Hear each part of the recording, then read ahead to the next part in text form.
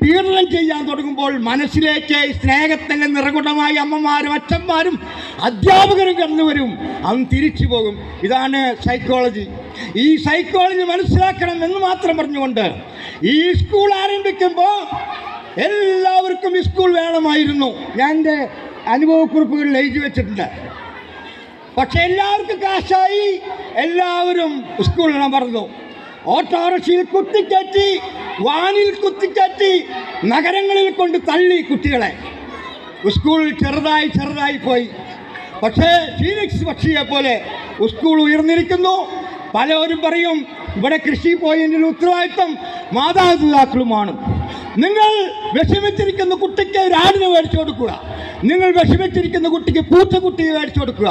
നിങ്ങൾ വിഷമിച്ചിരിക്കുന്ന കുട്ടിക്ക് ഒരു ചെടിയെ നനയ്ക്കാൻ കൊടുക്കുക. അങ്ങനെ ചെടിയെ നനച്ചാൽ ഇവിടെ നനയ്ക്കണം. അധ്യാപകർ കുട്ടികളെ പുല്ല് പറിക്കാൻ വിടണം, വെള്ളം നനപ്പിക്കണം. അങ്ങനെ നനപ്പിച്ചാൽ നെഗറ്റിവിറ്റി കുറയും, പോസിറ്റിവിറ്റി കൂടും, ന്യൂറോണുകൾ ശക്തമാകും.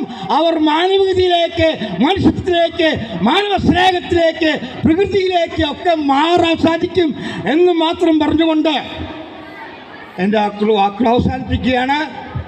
ശ്രദ്ധിക്കുക, ഞാനും നല്ല പേരൻ്റല്ല.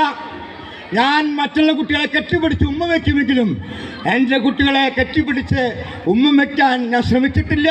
അത് തെറ്റാണ്, പോരായ്മയാണ് ഞാൻ കരുതുന്നു.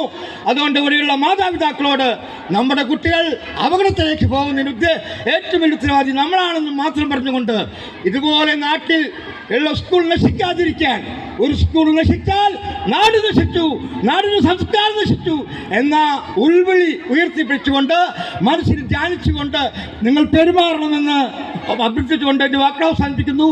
നന്ദി, നമസ്കാരം.